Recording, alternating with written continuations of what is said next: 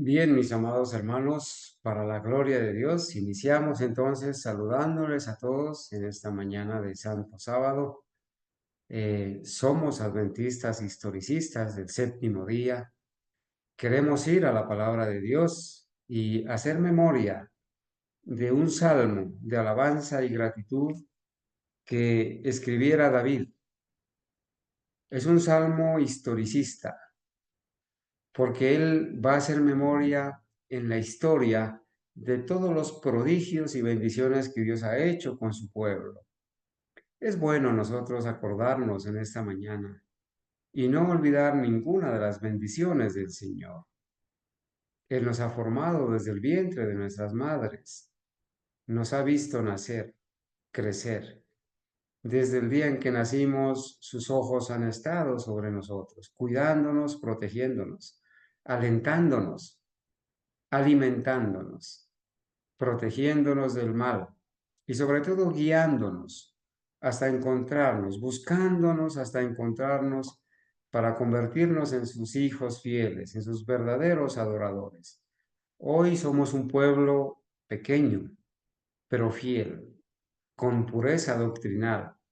Por eso nos gozamos en congregarnos como hermanos en la fe en cualquier lugar de Colombia, de cualquier país, en donde estén mis hermanos, podemos gozarnos en la presencia de Dios. El Salmo 105 es un salmo historicista, es un salmo donde el autor va a narrar todos los prodigios que ha hecho Dios con el pueblo de Dios. Y por eso lo vamos a traer a memoria, hermanitos. Vamos a leer el Salmo 105 en esta mañana para darle alabanza y gratitud a nuestro Creador. Dice así: alabad a Jehová, invocad su nombre, dad a conocer sus obras en los pueblos, cantadle, cantadle salmos, hablad de todas sus maravillas. Gloriaos en su santo nombre, alegres el corazón de los que buscan a Jehová. Buscad a Jehová y su poder, buscad siempre su rostro. Acordaos de las maravillas que él ha hecho, de sus prodigios y de los juicios de su boca. Oh vosotros, va a empezar él a hacer memoria. Oh vosotros, descendencia de Abraham, su siervo, hijos de Jacob, sus escogidos. Él es Jehová nuestro Dios. En toda la tierra están sus juicios. Se acordó para siempre de su pacto, de la palabra que mandó para 1000 generaciones, la cual concertó con Abraham y de su juramento con Isaac. La estableció a Jacob por decreto, a Israel por pacto sempiterno, diciendo: a ti te daré la tierra de Canaán como porción de vuestra heredad. Cuando ellos eran pocos en número y forasteros en ella, y andaban de nación en nación de un reino a otro pueblo, no consintió que nadie los agraviase, y por causa de ellos castigó a los reyes. No toquéis, dijo, a mis ungidos, no hagáis mal a mis profetas. Trajo hambre sobre la tierra y quebrantó todo sustento de pan. Envió un varón delante de ellos, a José, que fue vendido por siervo. Afligieron sus pies con grillos, en cárcel fue puesta su persona, hasta la hora que se cumplió su palabra. El dicho de Jehová le probó. Envió el rey y le soltó. El señor de los pueblos, y le dejó ir libre. Lo puso por señor de su casa y por gobernador de todas sus posesiones, para que reprimiera a sus grandes como él quisiese, y a sus ancianos enseñara sabiduría. Después entró Israel en Egipto, y Jacob moró en la tierra de Cam, y multiplicó su pueblo en gran manera, y lo hizo más fuerte que sus enemigos. Cambió el corazón de ellos para que aborreciesen a su pueblo, para que sus siervos pensasen mal. Envió a su siervo Moisés y a Aarón, al cual escogió. Puso en ellos las palabras de sus señales y sus prodigios en la tierra de Cam. Envió tinieblas que lo oscurecieron todo. No fueron rebeldes a su palabra. Volvió sus aguas en sangre y mató a sus peces. Su tierra produjo ranas hasta las cámaras de sus reyes. Habló y vinieron enjambres de moscas y piojos en todos sus términos. Les dio granizo por lluvia y llamas de fuego en su tierra. Destrozó sus viñas y sus higueras y quebró los árboles de su territorio. Habló y vinieron langostas y pulgón sin número. Y comieron toda la hierba de su país y devoraron el fruto de su tierra. Hirió de muerte a todos los primogénitos en su tierra, las primicias de toda su fuerza. Los sacó con plata y oro, y no hubo en sus tribus enfermo. Egipto se alegró de que salieran, porque su terror había caído sobre ellos. Extendió una nube por cubierta y fuego para alumbrar la noche. Pidieron e hizo venir codornices y los sacó los asió de pan del cielo. Abrió la peña y fluyeron aguas. Corrieron por los sequedales como un río, porque se acordó de su santa palabra dada a Abraham su siervo. Sacó a su pueblo con gozo, con júbilo a sus escogidos. Les dio las tierras de las naciones y las labores de los pueblos heredaron, para que guardasen sus estatutos y cumpliesen sus leyes. Aleluya. Amados hermanos, aquí el autor del Salmo hace memoria de todos los prodigios y milagros y señales que el Señor ha hecho con su pueblo. Cómo mandó esas plagas. Cuenta la historia de José, de Moisés, de Abraham, de su descendencia. Oh, hermanos, nosotros en esta mañana también nos gozamos al hacer memoria de todas las proezas que Dios ha hecho en nuestras vidas. Cómo el Señor nos ha cuidado, nos ha alimentado, nos ha protegido. Y por eso oramos a Él, agradecemos a Dios con gratitud y alabanza. Honramos su santo nombre en esta mañana. Él es, como dice el Salmo 103, no debemos olvidar ninguno de sus beneficios. Por eso, apreciados hermanos, después de leer este salmo, hermoso Salmo 105, queremos ir de rodillas para que la alabanza en nuestros labios se pueda pronunciar, la gratitud también. Voy a pedirle, si es tan amable, a mi hermanita Argenis, que tenga la amabilidad de dirigirnos en la oración en este momento. Hermanita Argenis me confirma si tiene el audio, si me está escuchando, y si no, así está. Perfecto. Entonces vamos a ir de rodillas, hermanos, para orar y pedir darle gratitud y alabanza a nuestro Creador y pedir la bendición para cada hermano, cada familia que están en esta sala de Zoom y también los que han de escuchar esta escuela sabática. Adelante, hermanita Argenis, vamos a orar de rodillas.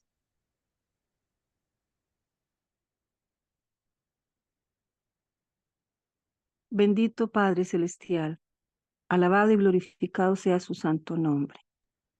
Gracias, bondadoso Señor, por estos salmos escritos por sus siervos, en donde nos llevan a recordar todas estas maravillas, todas estas obras realizadas, Señor, en ese pueblo que el Señor llamó y tomó como suyo.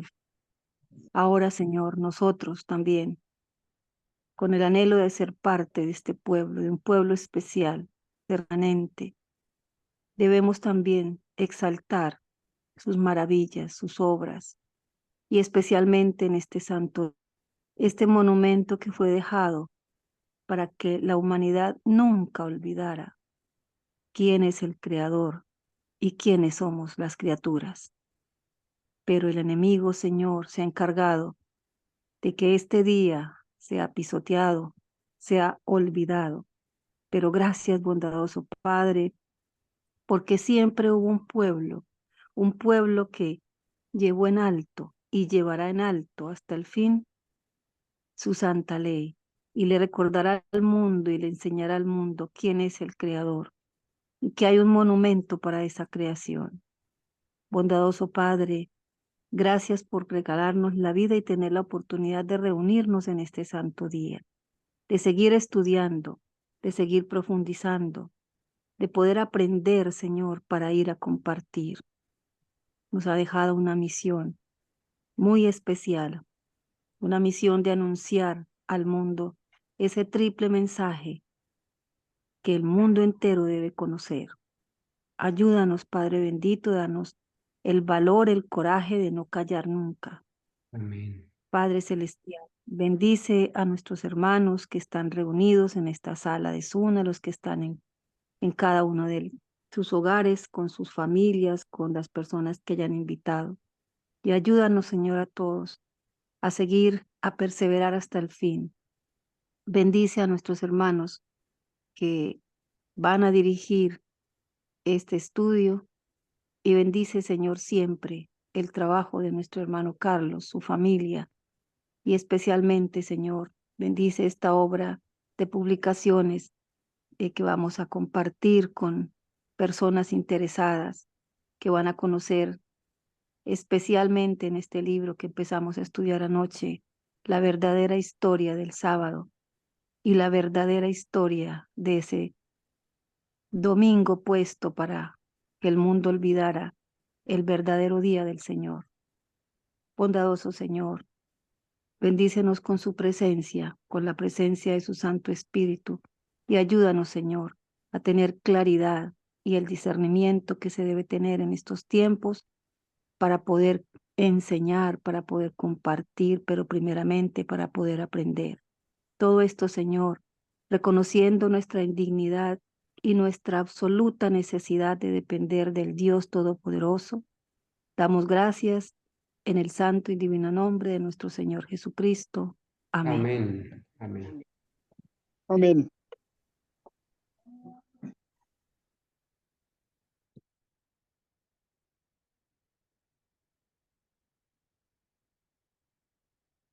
Muy bien, muchas gracias, hermana Denis, a los hermanitos que han participado también de la oración.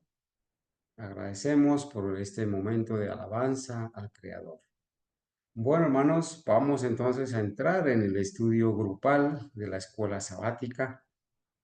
Hoy queremos recordarles que en este espacio de la escuela sabática nos hemos propuesto estudiar al verdadero Cristo de la Biblia. Y para eso hemos traído un material de de un libro de nuestros pioneros, el hermano Ralph Larson, de los verdaderos adventistas que han estudiado, de acuerdo a las Sagradas Escrituras y al espíritu de profecía, al verdadero Cristo de la Biblia. ¿Sí? Por eso la escuela sabática está fundamentada en la palabra de Dios y en este libro que se llama La palabra se hizo carne. ¿Sí? 100 años de cristología en el adventismo del séptimo día. Todas las citas que durante 100 años fundamentaron la doctrina del verdadero Cristo de la Biblia.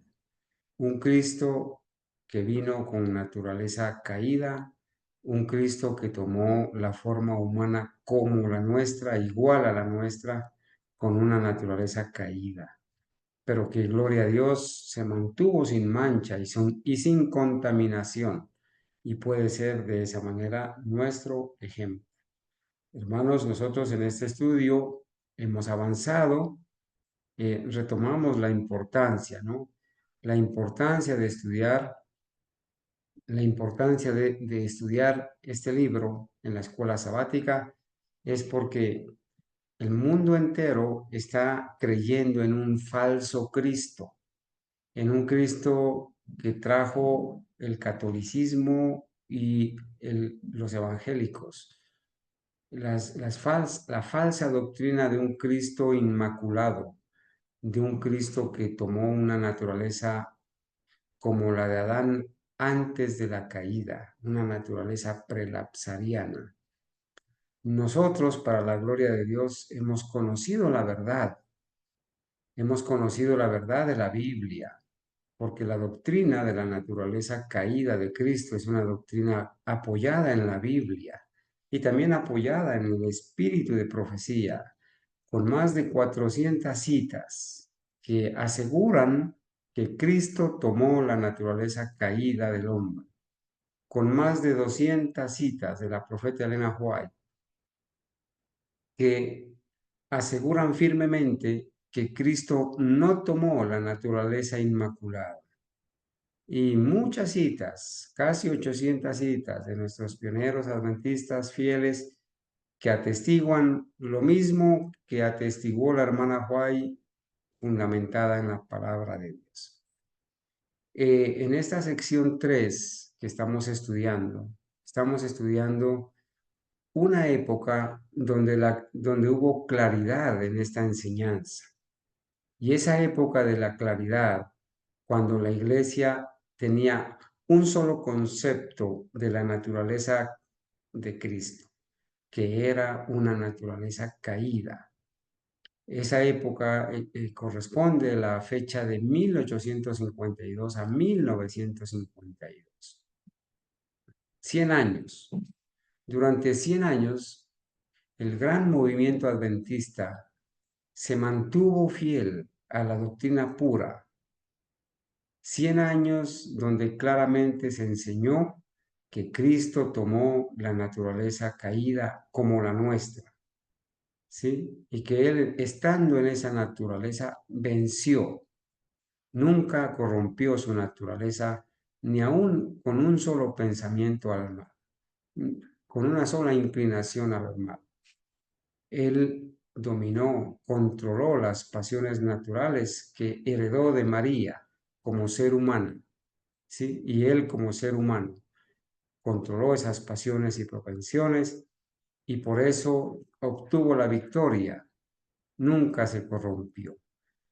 Es importante, hermanos, hacer esta claridad porque uno de los mayores engaños de la teología moderna, de la cristología adventista del séptimo día como denominación, es enseñarle a las personas que Cristo cuando vino tomó una naturaleza no caída, una naturaleza como la carne y la sangre de Adán antes de que Adán pecara, una naturaleza inmaculada, o sea, enseñarles que Cristo no era igual a nosotros, enseñarles la mentira de que Cristo nunca tuvo los mismos sentimientos y las mismas sensaciones, las mismas tentaciones que nosotros tenemos.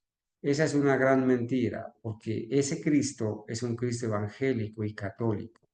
Es un Cristo que no puede salvar. Es un Cristo diferente, que no está en la Biblia. Y lo hemos repetido y no nos cansaremos de repetirlo. Es un Cristo falso. Un Cristo falso que cumple la profecía de Mateo 24, cuando el mismo Señor Jesucristo, el verdadero Cristo, anunció la aparición en el tiempo del fin de falsos cristos, enseñados por falsos profetas y falsos apóstoles y falsos hermanos y falsas iglesias caídas. Gracias a Dios que nosotros hemos tenido la oportunidad de conocer la verdad y estamos conociendo la verdad. Es un estudio bastante detallado.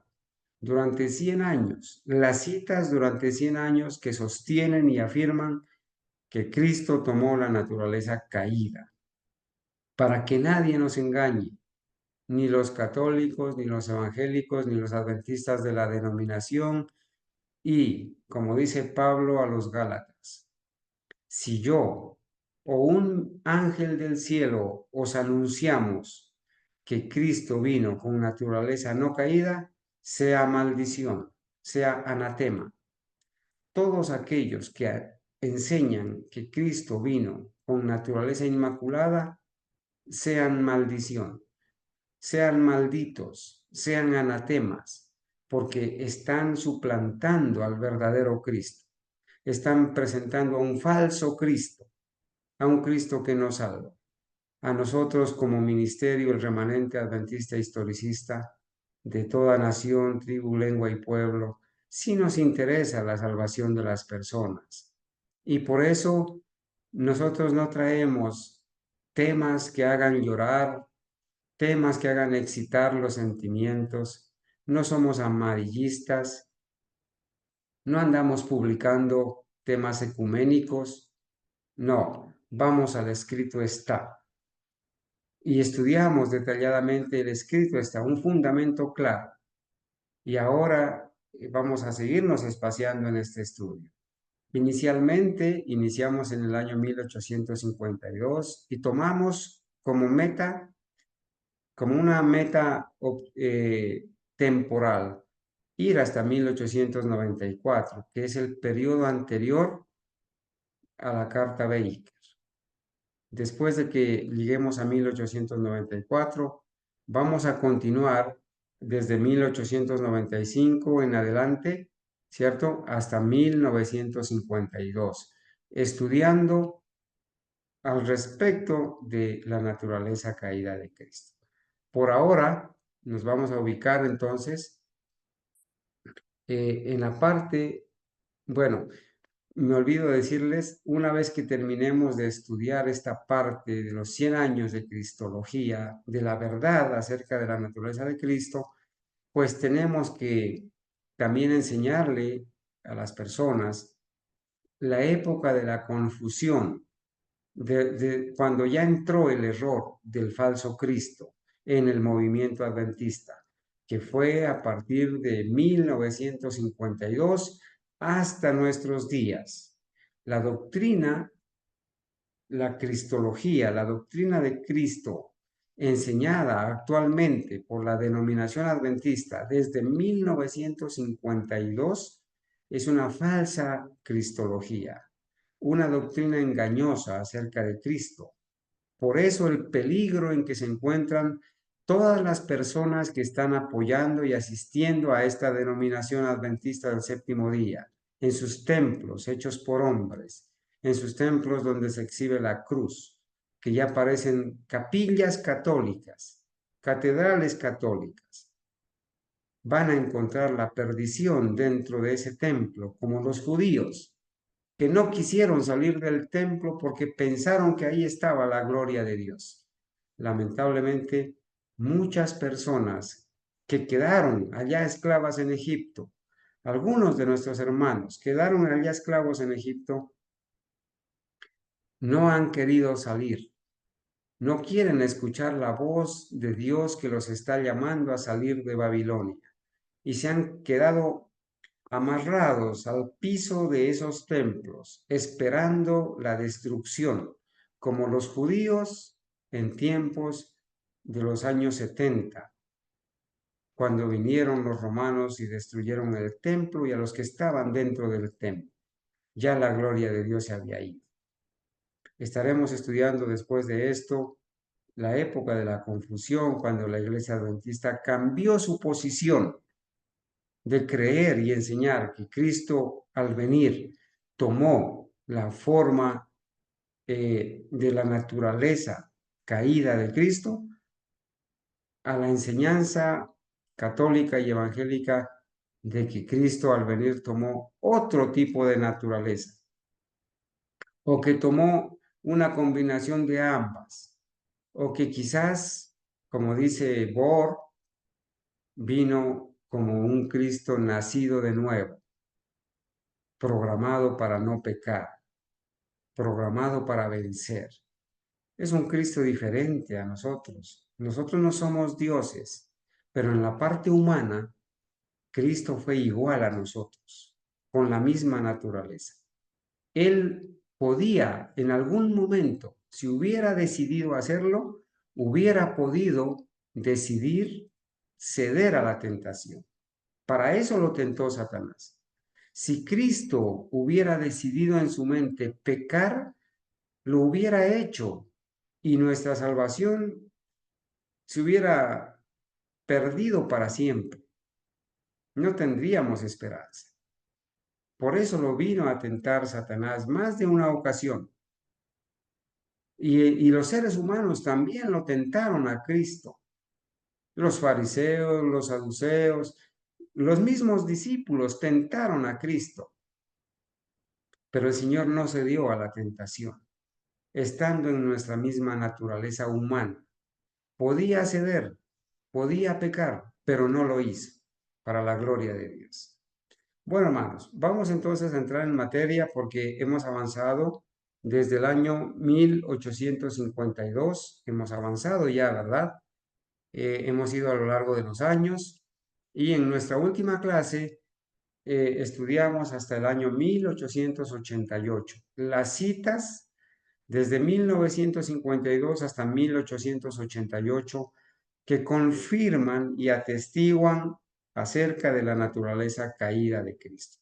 Hoy esperamos, Dios mediante, avanzar para irnos aproximando hasta 1894, que es el periodo anterior a la Carta Baker.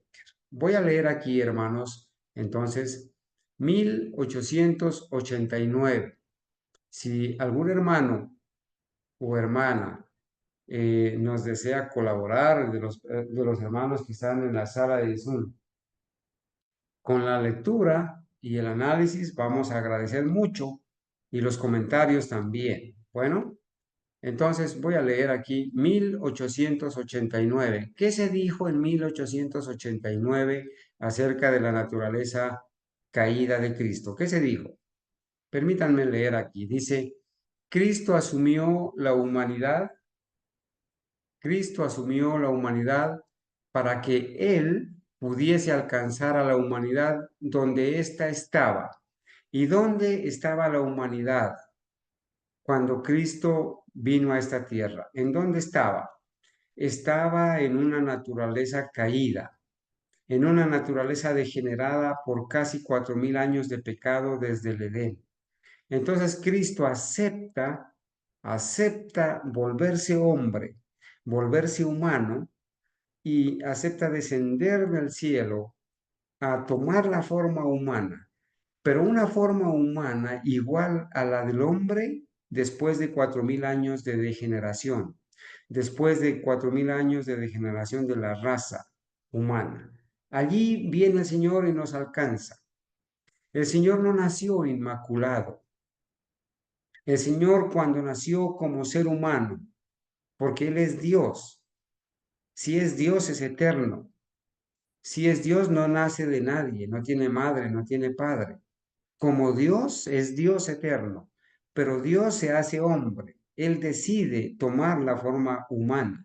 Cuando toma la forma humana, la carne y la sangre que viene Él a tomar, no es una carne y una sangre inmaculada, diferente a la nuestra, en una naturaleza diferente a la nuestra, no, en nuestra misma naturaleza.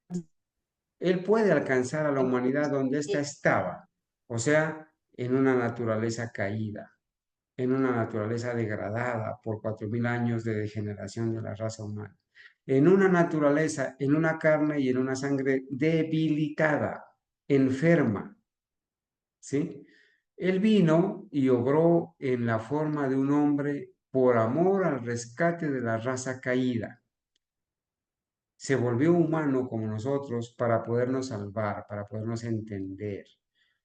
Yo recuerdo una ilustración de alguien que una vez quiso escribir un libro sobre el estar preso en una cárcel.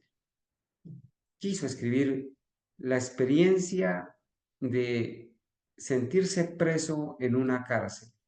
Pero él no podía escribir el libro porque no había tenido la experiencia de estar en la cárcel. Así que él se inventó a propósito un crimen, ¿sí? Para poder ser llevado a la cárcel y experimentar qué se siente estar en una prisión y de esa manera poder escribir su libro, La experiencia de estar en una prisión. El Señor Jesús hizo algo como eso. Para podernos comprender, tomó nuestra naturaleza humana caída, nos tomó donde estábamos. Él vino y obró en la forma de un hombre por amor al rescate de la raza caída. Tomó nuestra forma y nuestra naturaleza caída para podernos comprender, para poder sentir lo que nosotros sentimos.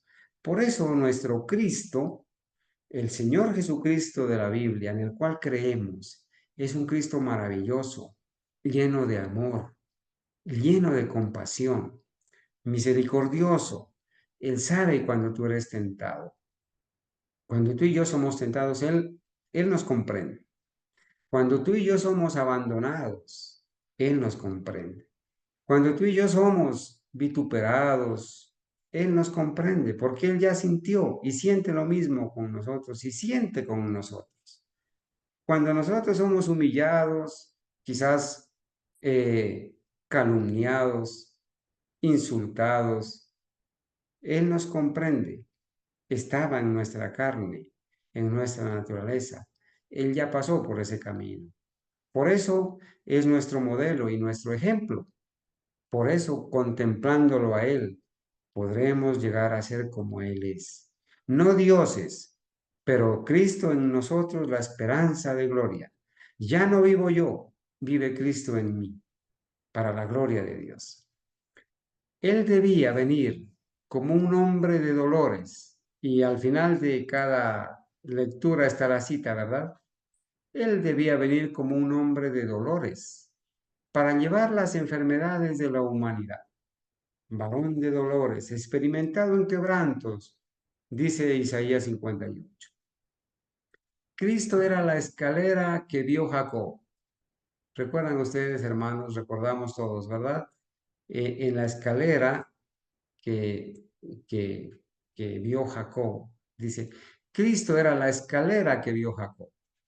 Cristo es el eslabón que une la tierra con el cielo y une al hombre finito con el Dios infinito.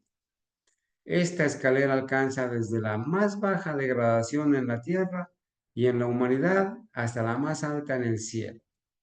Cristo vino al mundo para que Él pudiese entender todas las necesidades de la humanidad caída. Aquí está escrito en Señales de los Tiempos, del 29 de julio de 1880. Entonces, qué interesante. Cristo vino al mundo para que Él pudiese entender todas las necesidades de la humanidad caída. Hermano, yo quisiera escuchar comentarios de ustedes. ¿A ustedes no les parece una gran noticia? ¿No les parece maravilloso que Cristo sea así como lo describe la hermana Juay, como lo describe la Biblia? Opinen, hermanos. ¿Qué razón tenemos? ¿Tenemos razones para agradecer a Dios y alabar a Dios y al Señor Jesucristo por esta situación? ¿Qué pueden decir mis hermanos? Opinen, por favor.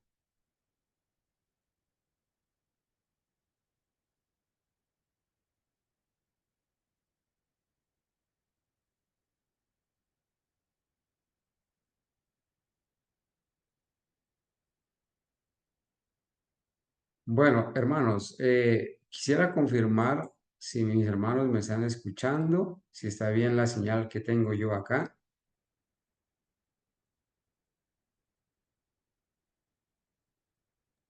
Sí, Yo le estoy hermano, sí escuchando, le hermano. estamos Yo le estoy escuchando. Lo que no le está escuchando bien es Ángela. Sí, la hermana Ángela parece que no está escuchando bien porque no tiene buena señal. Bueno, pero ustedes me están escuchando. A ver, hermana Zoraida, ¿a usted qué le dice estas citas? Que Cristo tomó su misma naturaleza y la puede comprender.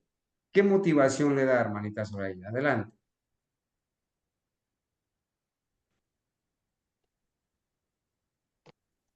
Eh, no, pues agradecida con Dios porque Él, Él vino a morir aquí por nosotros y vino a hacernos como Él, perfectos. No le sé mucho la respuesta, pero Herma- agradecido con Dios porque vino a dar la vida por nosotros. Hermanita Zoraida, yo le voy a preguntar, usted me va a contestar. Cuando usted está triste, ¿el Señor Jesús la entiende? Sí, sí, me entiende Cuan- mucho porque Él vino a padecer por nosotros. Muy bien. Sí, Cuando usted, hermano Willington, está enfermo, lo Dios los abandonan, bendiga a todos. ¿lo entienden? Sí. También Usted, agradecido darle la gloria a nuestro Dios por lo correcto. que El Señor nos ha librado de muchas cosas, nos ayuda mucho, nos comprende. Es verdad lo que usted dice. El Señor nos entiende y nos comprende, porque nos da siempre las oportunidades, aunque nosotros hemos sido rebeldes, aunque nosotros somos personas desagradecidas con el Señor, pero el Señor siempre ha tenido misericordia de vosotros y siempre nos espera con los brazos abiertos para darnos siempre las oportunidades que debe tener el ser humano cada día y mirar siempre al frente y esa oportunidad que Dios nos da para salir cuando nos da, cuando cada día que amanecemos, cuando cada día que respiramos, andamos y el Señor nos libra de muchos peligros a pesar de que hemos sido rebeldes con el Señor. Muy bien, hermano Willington, muchas gracias. A ver, hermanos, Con gusto, Luis. cuando usted se siente abandonado por sus padres, sus hijos, sus hermanos, alguien lo abandona, su esposo, su esposa. Usted entiende, usted sabe que Cristo lo entiende o la entiende, porque Él ya pasó por eso, estando en nuestra carne y en nuestra sangre. Entonces usted puede sentirse triste y Cristo lo entiende. Usted puede sentirse humillado y Cristo lo entiende. Usted puede sentirse vituperado y Cristo lo entiende. Usted puede sentirse quizás abofeteado, escupido en la cara y Cristo lo entiende porque Cristo ya sintió lo que usted y yo sentimos. Entonces, cuando usted y yo somos tentados por el diablo, Cristo nos entiende. Porque a Cristo Satanás ya lo tentó de mil maneras, de mil formas. Y Cristo experimentó el extremo de la tentación. Y el extremo de la tentación es que Satanás lo haya tentado y Jesús no haya cedido a esa tentación. Lamentablemente nosotros en muchas ocasiones cedimos a la tentación. Entonces, no podemos decir que hemos experimentado el extremo de la tentación porque ya hemos cedido. Cristo no cedió en ninguna tentación. El Señor le dijo, el diablo le dijo al Señor, todo esto te daré si postrado me adores. O sea, Cristo fue tentado en la parte material. Cristo fue tentado. El diablo le ofreció riqueza, reinos del mundo, le ofreció fama, dinero, riqueza, comodidad. El diablo lo tentó. El diablo lo tentó en el apetito. Di que estas piedras se conviertan en pan. El Señor no se dio, no se dio. El diablo lo tentó para que Cristo cayera en el pecado de la presunción. Si eres hijo de Dios, y Cristo no se dio. Todas las tentaciones habidas y por haber, más de 1000 formas de tentación, el Señor venció. Por eso nos entiende, por eso nos comprende.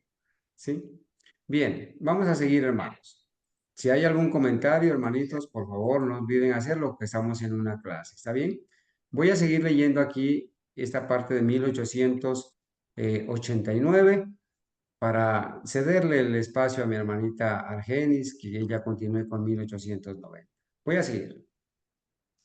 Dice acá en Señales de los Tiempos de 1889, dice, el divino Hijo de Dios que había venido del cielo y había asumido su naturaleza caída, Él tomó sobre sí mismo nuestra naturaleza para que Él pudiese alcanzar al hombre en su condición caída.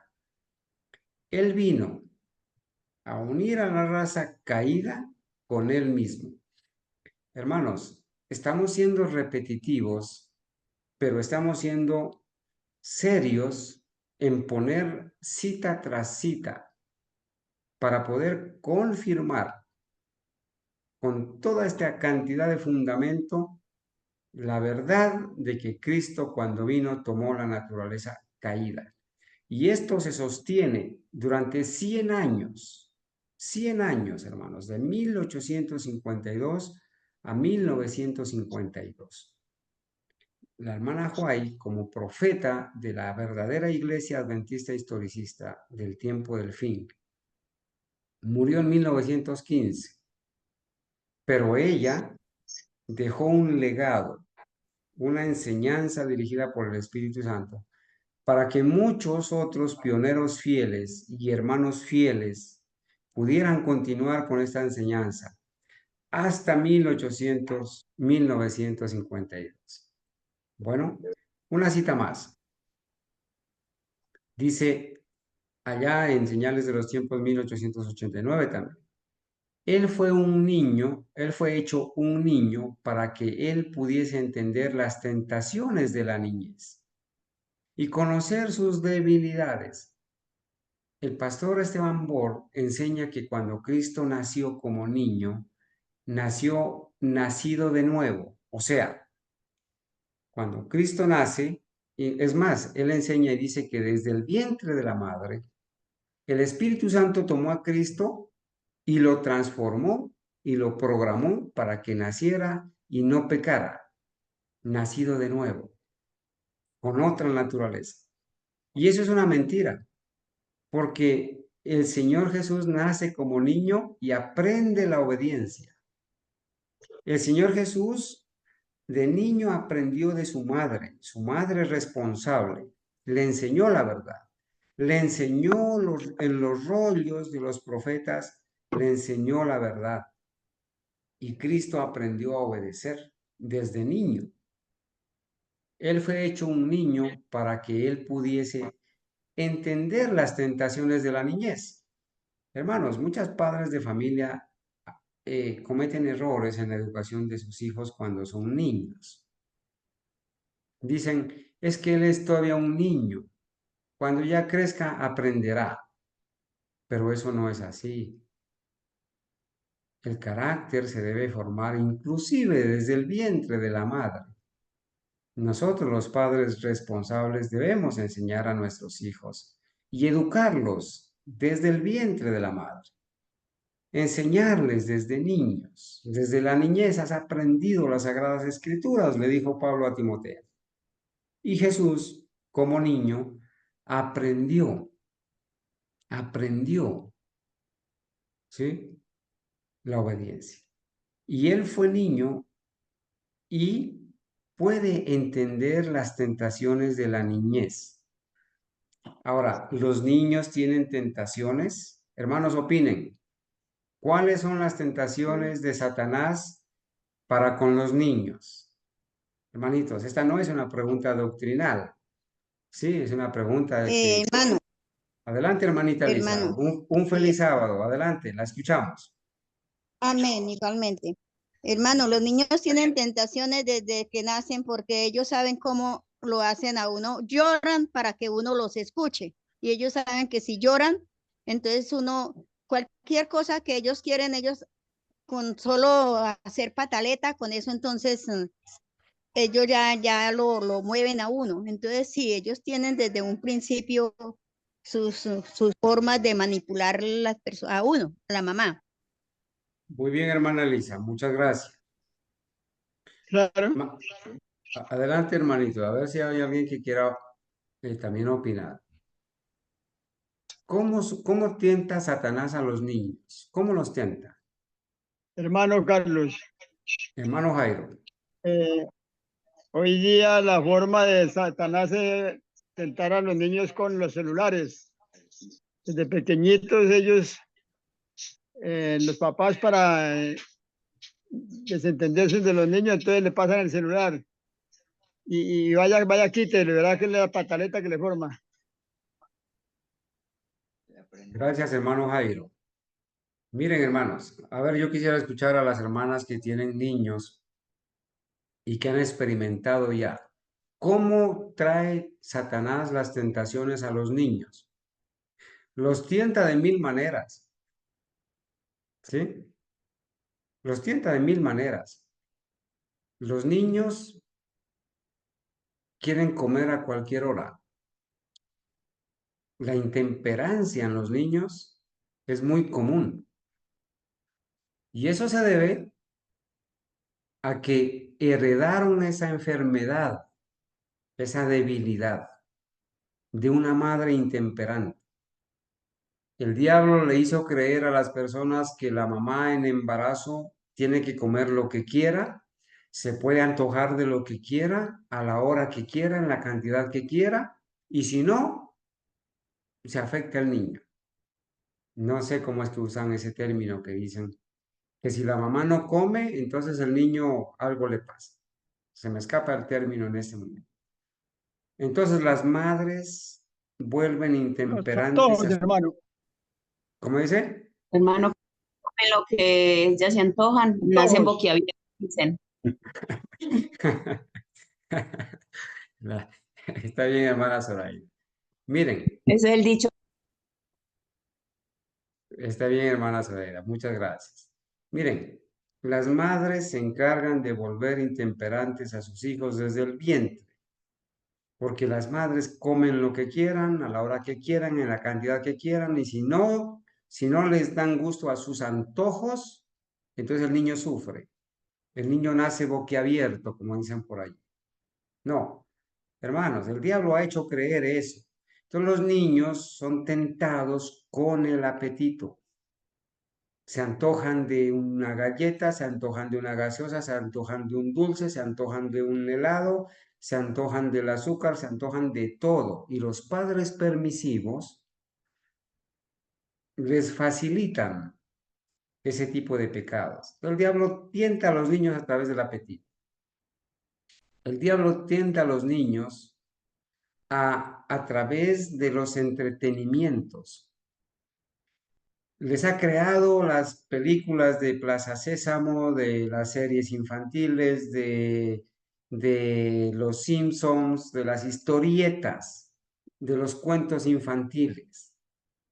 Y el diablo tienta a los niños a través de eso, y los niños, si no ven una serie de películas, si no ven los muñequitos en la televisión, el diablo está educando a nuestros hijos, lamentablemente.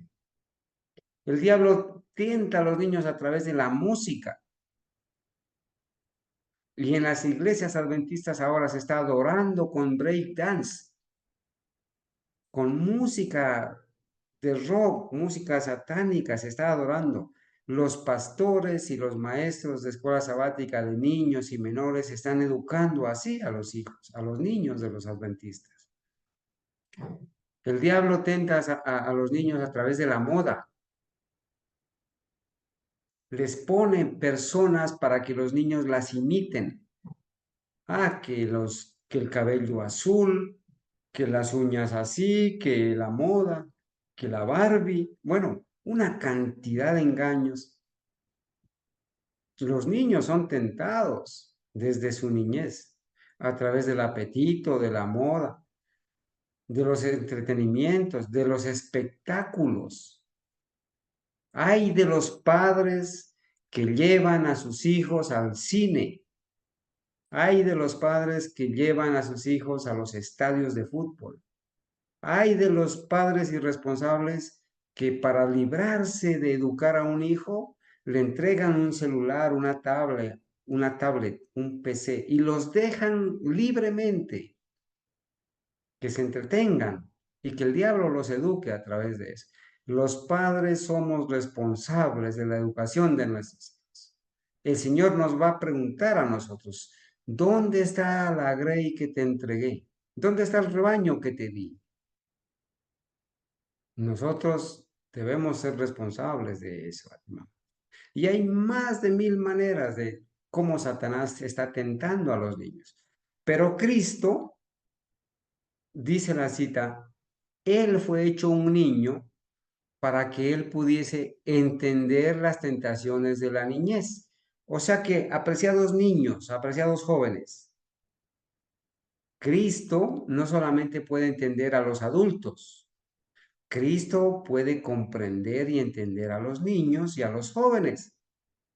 Y si Cristo venció siendo niño y siendo joven, pues el niño de hoy debe contemplar a ese Jesús cuando era niño imitarlo. El joven de hoy debe contemplar a ese Jesús cuando era joven e imitarlo y saber que Cristo fue niño, fue joven y también puede entender a los niños y a los jóvenes. Porque muchos dicen, no, es que Cristo no siente lo mismo que yo. En la época de Jesús no había la inteligencia artificial y en la época de Jesús no había los entretenimientos. Todo lo contrario, hermanos. Antes era peor el asunto de la debilidad. Un ángel, dice la otra cita, un ángel no habría sabido cómo simpatizar con el hombre caído. ¿Por qué? ¿Por qué los ángeles no saben cómo simpatizar con el hombre caído? Porque los ángeles no son seres humanos. Los ángeles son espíritus ministradores enviados a favorecer a los hijos de Dios.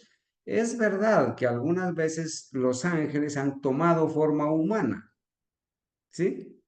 Es verdad. Como es verdad que los ángeles malos han tomado forma humana y han personificado a los muertos y han aparecido y siguen apareciendo. Pero un ángel no habría sabido cómo simpatizar con el hombre caído, pero Jesús puede ser tocado con todas nuestras enfermedades, porque Jesús se hizo hombre como nosotros. Jesús vistió su divinidad con humanidad para que Él pudiese tener una experiencia en todas las cosas pertenecientes a la vida humana.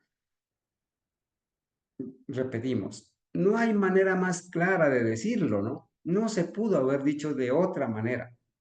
Jesús vistió su divinidad con humanidad igual a la nuestra, para que Cristo pudiese tener una experiencia en todas las cosas pertenecientes a la vida humana.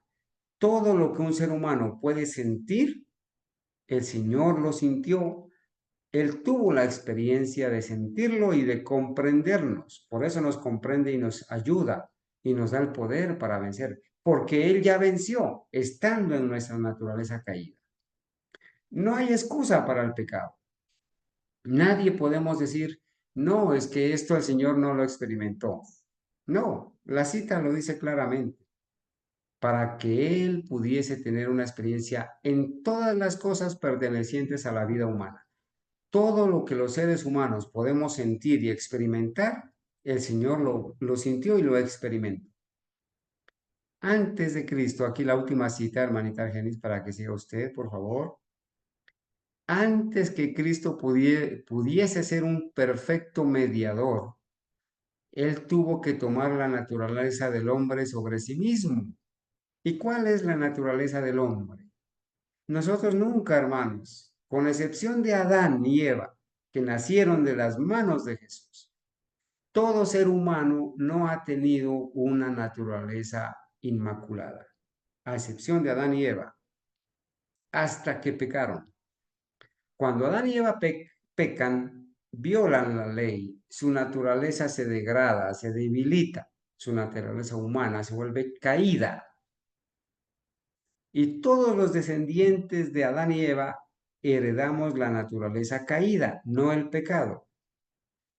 Entonces, Cristo hereda la naturaleza caída porque nace de María, una mujer, un ser humano. Después de 4.000 años de degradación de la raza humana, nace Jesús de María, nacido de mujer, dice la Biblia en Gálatas 4:4. ¿Sí? Pero Cristo cuando nace, no nace como mediador. Él viene como ser humano. Y antes de convertirse en mediador, en nuestro abogado, tenía que demostrar que era idóneo para ser nuestro mediador. Tenía que vencer en nuestra carne y en nuestra sangre a Satanás, obtener la victoria sobre la tentación, sobre el pecado, sobre el diablo, para convertirse en nuestro sumo sacerdote. Lo estudiamos en Hebreos. Entonces la cita dice, antes que Cristo pudiese ser un perfecto mediador, Él tuvo que tomar la naturaleza del hombre sobre sí mismo. Entonces, primero toma la naturaleza del hombre sobre sí mismo, la naturaleza caída, vence en esa naturaleza caída, vence al pecado y a Satanás, y entonces se convierte en un perfecto mediador, un ser humano que venció a Satanás, ¿cierto? Y que entonces ahora puede darnos el poder para vencer a Satanás. Un ser divino revestido de humanidad, en su humanidad vence a Satanás, entonces nos da el poder para vencer a nosotros, un perfecto mediador. Un pecador no puede ser mediador de los pecadores. Por eso María no puede ser mediadora ni intercesora de los seres humanos, porque María fue una persona humana. En algún momento de la vida pecó, ella misma lo reconoció y necesitaba de un Salvador.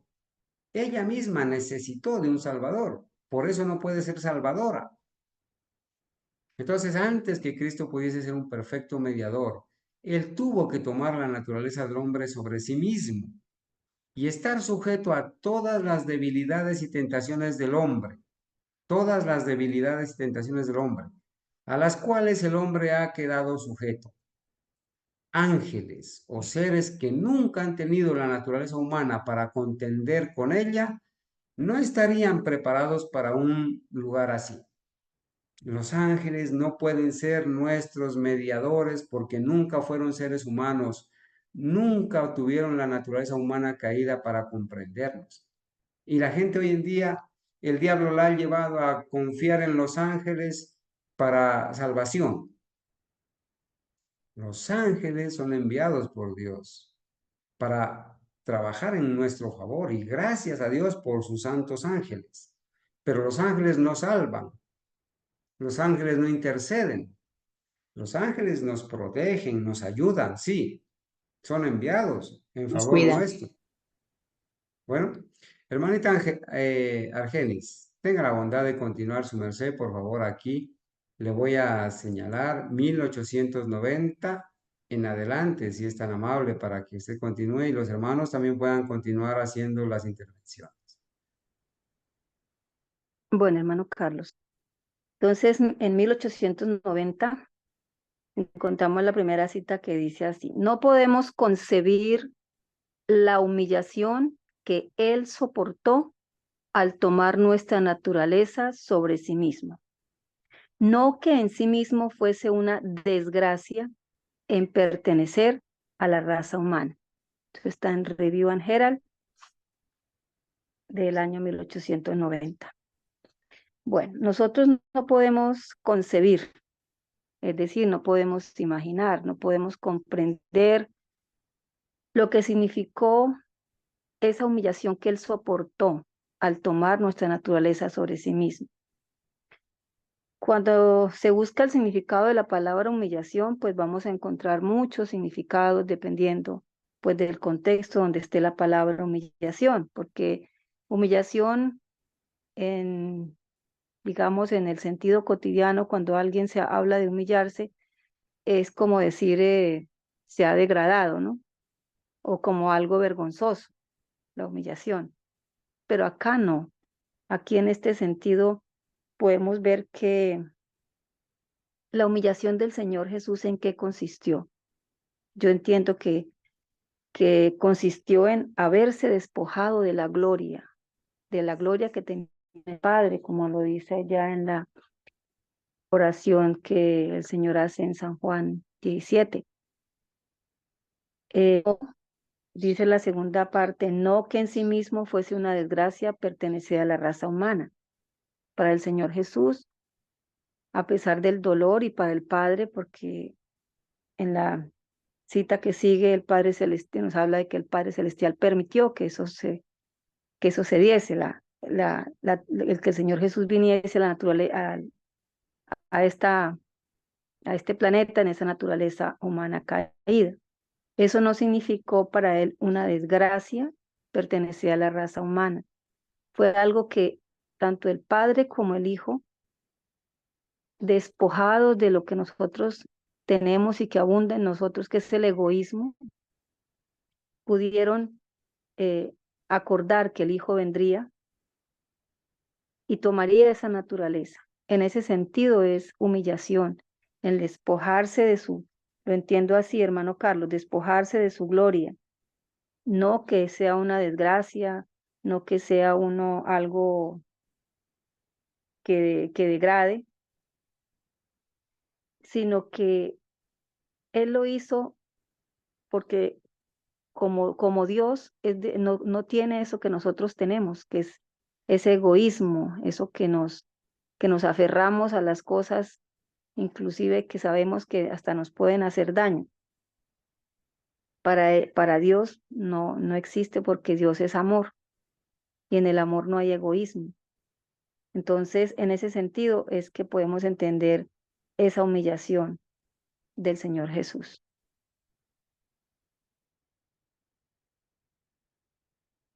No sé, hermano, si puede algo para ampliar acá. Nosotros podemos entender también que humillación es ser manso, es un sentimiento, además algo voluntario que el Señor hizo. La humillación también debe ser algo voluntario. La humillación nos lleva a reconocer que también podemos tener nuestras limitaciones y de pronto decirle a alguien, mire, no puedo hacer esto por tal motivo o no entiendo esto, por favor, ¿me puede ayudar? Quizás para alguna persona eso es algo humillante, pero no, para nosotros no es reconocer nuestras limitaciones.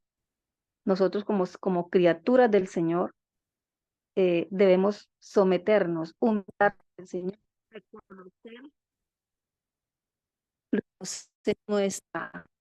nuestra grande limitación, que en nosotros no hay poder absolutamente para nada.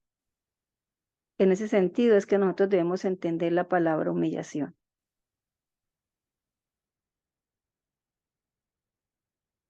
Hermanos, si hay algo más que ustedes pueden, yo sé que hay algo más, mucho más que se puede hablar acerca de esta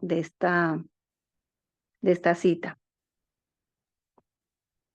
Hermanita Argenis, quizás la cita, y así como usted la ha explicado, es clara, ¿no es cierto? En realidad, no podemos concebir la humillación que él soportó al tomar nuestra naturaleza sobre sí mismo.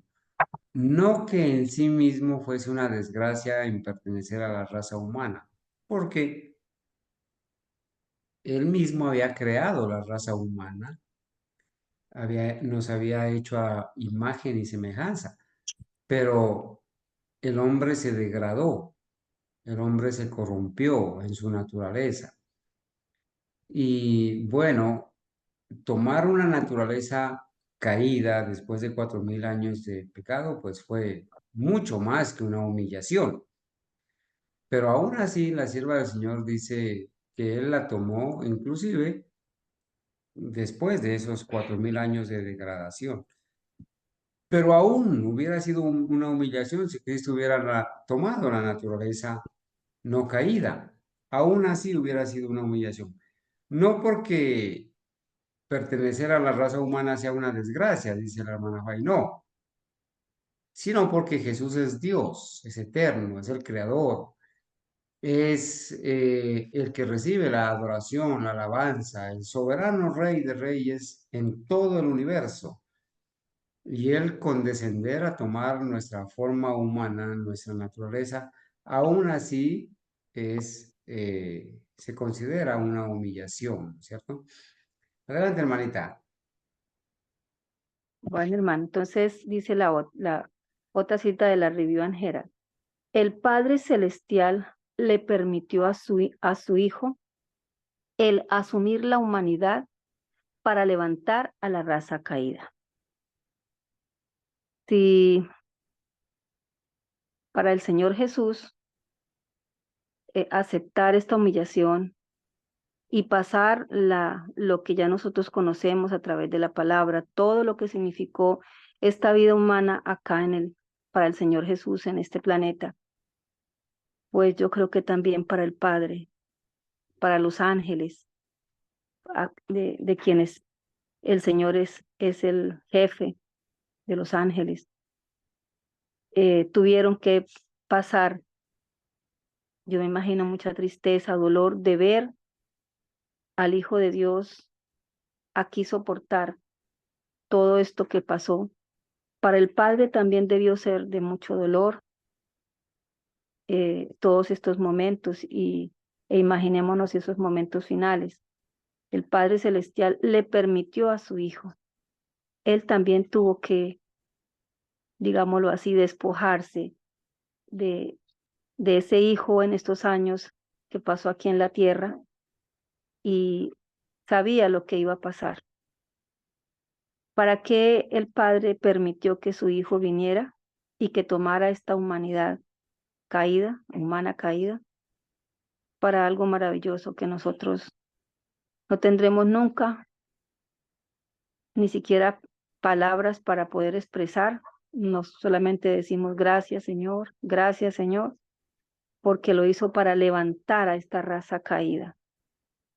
Esa es nuestra esperanza, esta es una promesa que los que están enseñando que no se puede vencer están negando esta promesa del Señor, de que el Señor Jesús vino aquí para levantarnos. Y levantarnos significa darnos toda la ayuda, todo el poder para dejar de pecar. Hermanita Argenis. Hermana Argenis. Sí, Señor. En este momento a mí me viene a la mente poner un ejemplo, ¿no? En esta cita que acabamos de leer. Maravillosa cita, dice, el Padre Celestial le permitió a su Hijo, el Padre le permite a su Hijo, a Cristo, asumir la humanidad para levantar a la raza caída. Quizás con un ejemplo sencillo pudiéramos entender algo de lo que la cita quiere decir. Vamos a decir que usted tiene un hijo o una hija, apreciado hermano o apreciada hermana. Usted tiene un hijo o una hija sano, con buena disposición de salud, y resulta de que hay algún enemigo suyo que está necesitando un riñón. Bueno, un riñón al cederlo, quizás una persona que cede un riñón sigue viviendo, ¿no? Y de hecho hay personas que viven con un solo riñón. Pero en la ilustración vamos a decir que hay un enemigo suyo que necesita el corazón, que necesita el corazón de su hijo para que su enemigo siga viviendo. Alguien dirá, bueno, pero es que hoy se puede vivir con marcapasos. Bueno, pero es que el marcapasos no funciona solo. Si no hay corazón, la persona no vive. Y resulta de que usted como padre tiene que decidir que su hijo o su hija le done el corazón a ese enemigo suyo para que ese enemigo suyo siga viviendo. ¿Usted lo haría? Seguramente lo pensaríamos, ¿cierto? Que Eso es usted, como, que usted eso, tenga que su hijo o su hija le diga mamá o papá, yo le voy a ceder mi corazón a mi amigo que es su enemigo. Yo voy a cederle mi corazón, voy a dejar de vivir para que él siga viviendo.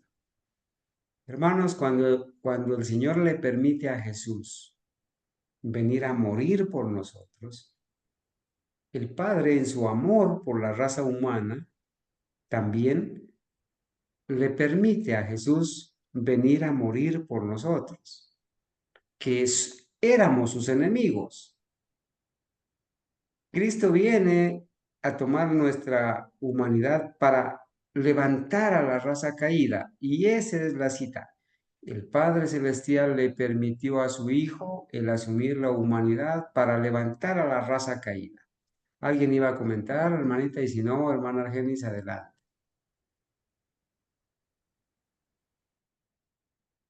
Bueno, entonces vamos con la que continúa. Con su brazo humano, él alcanzó hasta la misma profundidad del dolor humano, para que él pudiese levantar al hombre caído.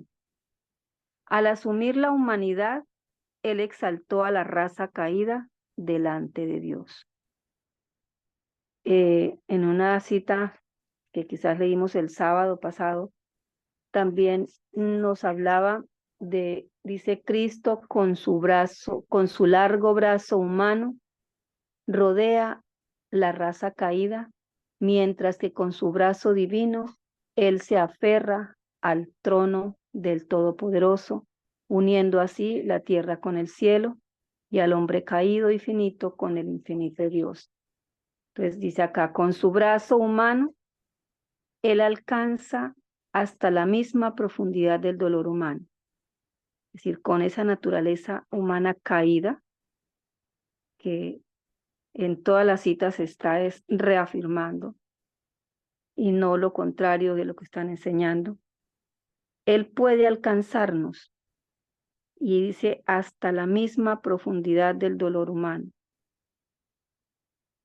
El Señor experimentó en profundidad el dolor que puede soportar una persona por cualquier circunstancia, por cualquier condición, para que él pudiese levantar al hombre caído.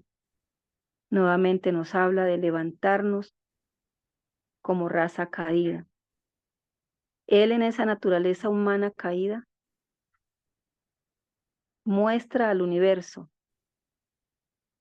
no solamente a nosotros acá, sino al universo entero, de que sí es posible que esta raza caída sea levantada y llegue al nivel que el Señor espera de cada uno de nosotros.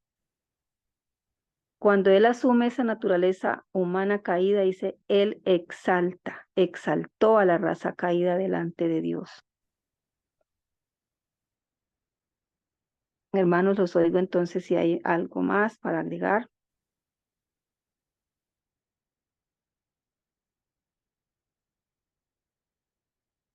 Bueno, continúa una cita que está en Cristo nuestra justicia y también está en Signos de los Tiempos, creo que escrita por E.J. Waggoner en el mismo año, 1890. Debe haber sido el hombre pecaminoso del cual él fue hecho, porque fue el hombre pecaminoso que él vino a redimir. El Señor Jesús, dice E.J. Waggoner, debe haber sido el hombre pecaminoso. Y ya entendimos qué significa pecaminoso, ¿no? No lo entendimos como una tendencia, no que significa que haya cometido pecado. Entonces, el Señor Jesús debe haber sido de ese hombre pecaminoso porque Él vino, porque fue el hombre pecaminoso que Él vino a redimir. Entonces, Él venía a redimir seres humanos pecaminosos con tendencia al pecado, y no solo con tendencia, sino que cometimos pecado. Más aún, el hecho de que Cristo tomó sobre sí mismo la carne,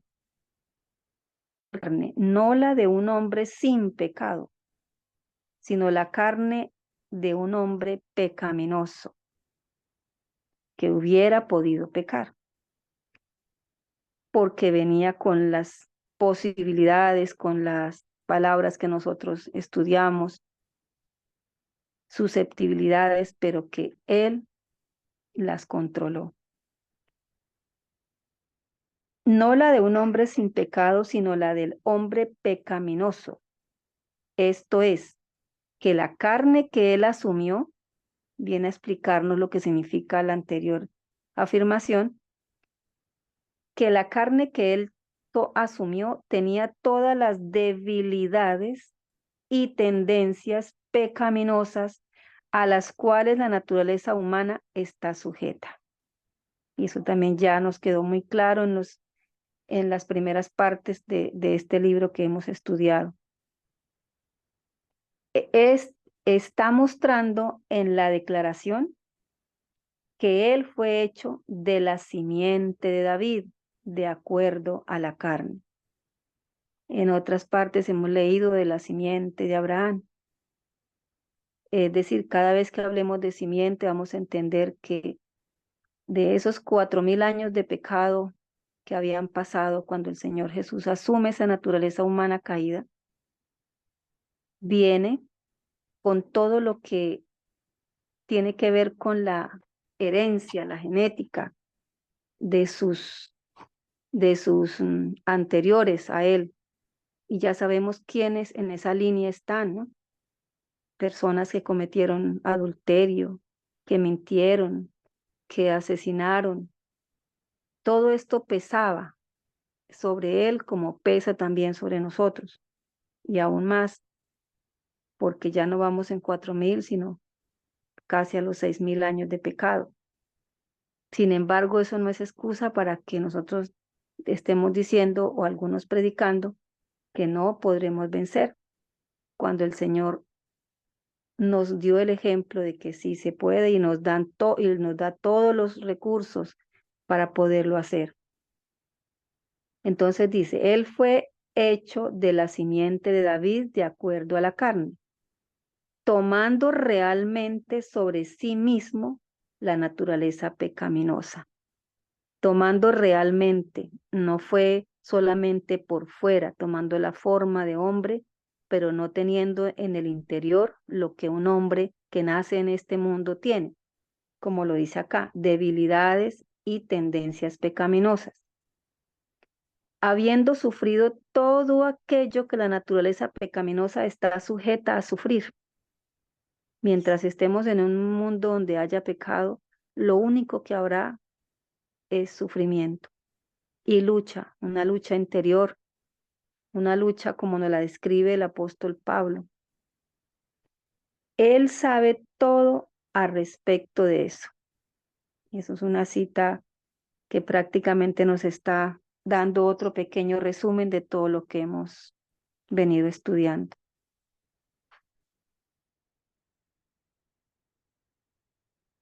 ¿Pasamos a la otra, hermano Carlos? ¿O? Hay algo que yo quería como asimilar, ¿no? En Señora. cuanto a la parte de la humillación del Señor, que dice que fue humillado a sí mismo. No solo el Señor Jesús fue humillado a sí mismo, también el Padre. Y me imagino que también el Espíritu Santo. Yo no alcanzo a comprender esa dimensión ahí, pero ellos son tres que trabajan unidos por nuestro bienestar y nuestra victoria. Porque es que a veces nosotros no alcanzamos, o yo no alcanzo a comprender la dimensión de ese plan tan maravilloso de Dios para salvarnos. Entonces, Él se humanó, como decía la hermana ahorita, y lo explicaba de una manera muy, muy clarita, del hombre pecaminoso. Entonces, Él vino y tomó nuestra naturaleza. Pero ¿en qué consistió el triunfo de los tres? Del Padre, del Hijo y del Espíritu Santo, en que eran un equipo unido para salvar al hombre, pero ninguno de los tres se dio al reto que tenía Barnos, que era cualquiera de los tres pudo haberse dejado vencer de la capacidad que ellos tenían para poder evitar el sufrimiento de Jesús. Jesús pudo haber dicho, no, no vale la pena arriesgar todo lo que él tuvo que padecer como humano para salvarme a mí y a cada uno de nosotros. Pudo haberse retraído y quizás, no sé cuál hubiera sido nuestra suerte. También el Espíritu Santo pudo haber intervenido al darle un poder aún más como humano que tenía, un poder sobrenatural para que Jesús quizás no hubiera sufrido todo lo que él sufrió. Y el Padre dice en una parte de la Biblia que él escondió su rostro en el momento que Jesús, cuando él dijo, Padre, Padre, ¿por qué me has abandonado? Porque ellos estaban unidos y nunca fallaron, estaban en un solo propósito y era salvarnos. Entonces, ¿en qué consiste la humillación? En que en ellos pudiendo haber evitado todo lo que Jesús padeció y sufrió por mí y por cada uno de nosotros, no usaron ese poder sobrenatural y maravilloso que ellos tuvieron en el momento y lo han tenido siempre para redimir, para haber evitado el dolor y todo lo que el Señor Jesús padeció. Y entonces yo me pongo a pensar, eh, en el tiempo de la Inquisición y de la persecución de los apóstoles que los quemaban vivos, que los degollaban, o sea, en la guillotina, bueno, que les hicieron tantas cosas del exilio, bueno, todo lo que tuvo que padecer el pueblo de Dios a través de las edades por el amor a Jesús, su integridad se mantuvo firme y nunca usaron la confianza absoluta que tenían en el Señor para decir, Señor, ya no soporto, envía a tus ángeles que nos libren o manda porque ¿se acuerda cuando el Señor Jesús, cuando Pedro le dijo al Señor Jesús que se ordenaba que los ángeles vinieran y mataran a los que lo estaban golpeando, tal vez algo así, no recuerdo bien el pasaje, claro, y el Señor Jesús dijo que no, que el que a espada mataba, a espada moría. Entonces, o sea, ahí estriba como el éxito en que nosotros aprendamos a ser humildes como Jesús fue y esperar en la voluntad absoluta de Dios. Si yo tengo que morir quemada o feteada y eso, debo morir amando al que me está quemando, debo morir amando y perdonando al que me está bofeteando, al que me va a matar, o al que me... porque en eso tenemos que ser iguales a Jesús. Pero como humanos a veces fallamos y nos dejamos vencer del egoísmo y de que no soy una hija de Dios, soy un hijo de Dios y como tal, yo no puedo permitir que alguien me humille o que alguien me cuestione o que alguien me rivalice, me por debaje. O sea, es esa lucha interna entre la humanidad mía y la integridad en Cristo es la que hace que o venza o sea derrotado el ser humano como tal. Y eso fue lo que el Señor Jesús, en eso entiendo yo eso, que esa humillación de ellos, no sé si estaré equivocada, me perdonan si de pronto no he logrado descifrar ese misterio ahí, de que la humillación de ellos fue eso, que habiendo podido liberarse de todo lo que el Señor Jesús estaba padeciendo, no lo hicieron, porque lograron vencer al enemigo en esa parte espiritual y del poder que ellos tenían para poder librar a Jesús o por haberse sido libre de todo eso que él pasó, de toda esa humillación, todos esos vejámenes que le hicieron al Señor Jesús, pero lograron vencer porque estaban unidos en un solo propósito, salvar a la raza humana.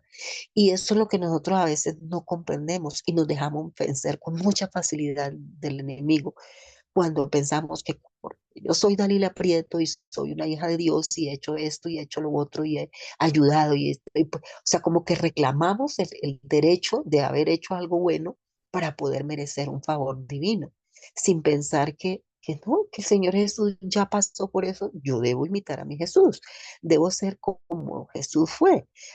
Dice, cuando Él estaba en la cruz, dijo, Señor, perdónalos porque no saben lo que hacen.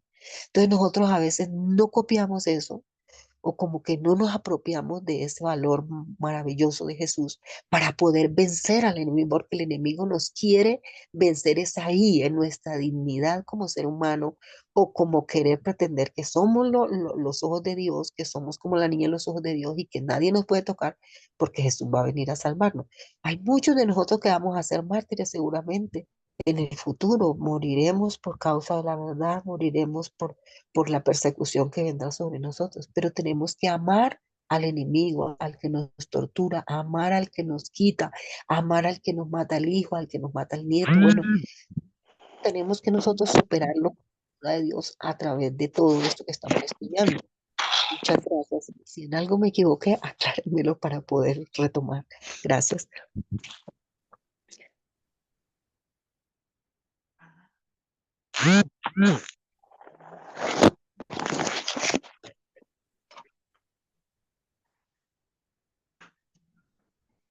Hermano Carlos, ¿va a hacer alguna aclaración? Hermana Dalila, por favor, cierra el micrófono. No puedo, Dani. Hermanita Argenis, podemos continuar con 2 citas más y terminaríamos ahí. Entonces, También ya, les pedimos a, a mi hermanito Fernando que cierre su micrófono, si es tan amable. bueno, hermanita Jimena. Entonces, ya con esta cita terminamos 1890 y vamos a hacer entonces 2 citas del año 1891.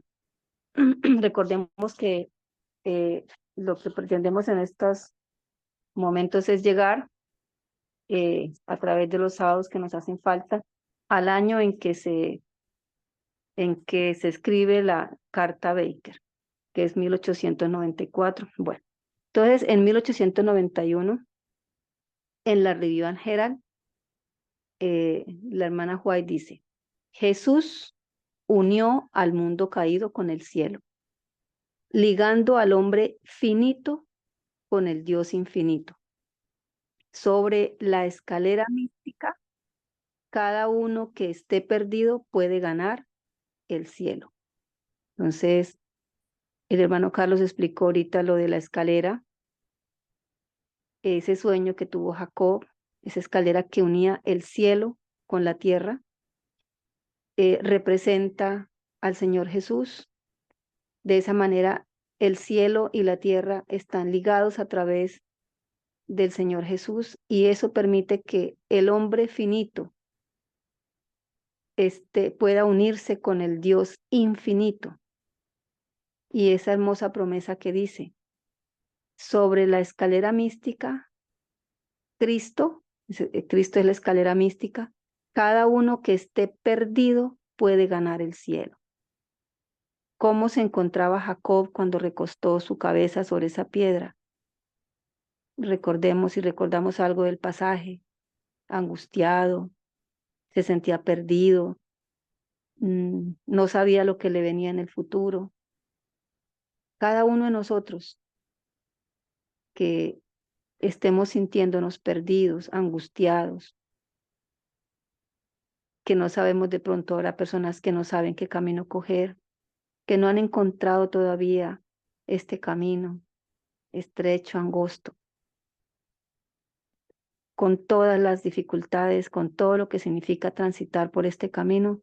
Dice: cada uno que esté perdido puede ganar el cielo, y solamente se puede ganar el cielo es a través del Señor Jesús, del Señor Jesús, que lo representan como esa escalera mística. La segunda cita: Él se humilló a sí mismo para que Él pudiese alcanzar al hombre caído donde el hombre estaba. Entonces es una cita nuevamente que reitera la humillación. Ya lo dijimos en qué sentido. El Señor se despoja de todo lo que significaba dejar el trono, dejar el cielo, dejar la gloria y venir a asumir esta naturaleza humana caída, porque si no se hubiese tomado esa naturaleza humana caída, ¿de qué manera Él nos iba a alcanzar? Si Él debía alcanzarnos en donde estaba el hombre en ese momento. ¿Y cómo estaba? Pues con naturaleza humana caída por 4000 años de pecado. Bueno, hermanos, este maravilloso estudio nos está preparando de una manera misericordiosa para que nosotros podamos compartirle a todas estas personas que nos lo permiten, si nos lo permiten, que están transitando siendo agitados, digamos, por vientos de doctrina, y este es un viento de doctrina que tiene a mucha gente ya no en un viento suave, sino en una tormenta, llevándolo a una cadena de errores como la hemos visto y la hemos estudiado. Bueno, hermanos, muchísimas gracias. Dios los bendiga. Y hermana Jimena, entonces llegamos hasta acá, dejamos la segunda cita del año 1891. Gracias, mi hermanita Argenis. Dios la bendiga por todos sus aportes. A mis hermanos también por estar en esta escuela sabática, por todos sus aportes. No sé si alguno de mis hermanos, mi hermanita Adriana, mi hermanita Gabriela, quieran dar algún aporte final para continuar con el segundo servicio.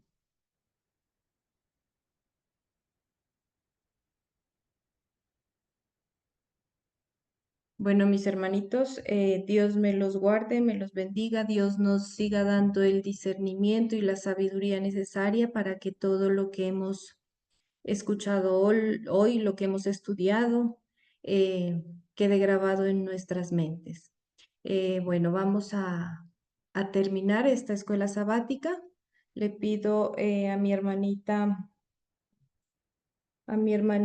Argenis si me ayuda con la oración para terminar la escuela sabática.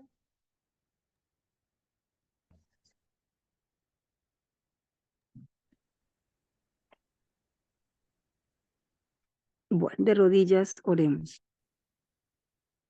Querido Dios, nuevamente este grupo de sus hijos nos dirigimos para dar infinitas gracias por permitirnos en este sábado la vida, la salud, el ánimo, el gozo de podernos reunir y continuar con este maravilloso estudio. Gracias, bondadoso Padre, por todas las personas que han permitido que este libro, Señor, esté dispuesto para nosotros, haya estado dispuesto para nosotros y ahora está dispuesto para otras personas que lo han de leer, que lo han de estudiar o que hemos de compartir con ellos. Gracias por estos obreros que trabajan en las traducciones de estos materiales, por nuestro hermano Carlos y su familia que trabajan para que puedan llegar hacia nosotros estos materiales. Gracias, bondadoso Padre, por estas horas sagradas y encomendamos ahora el estudio que va a realizar nuestro hermano Carlos, sea el Espíritu Santo guiando su mente, dirigiendo las palabras y que nosotros también seamos bendecidos al poder comprender, poder discernir, aprender, atesorar y compartir con otras personas, igualmente por las personas que van a escuchar todos estos estudios que están en el canal. Muchísimas gracias, Señor, las damos en el nombre santo, precioso de nuestro Señor Jesucristo. Amén. Amén. Amén.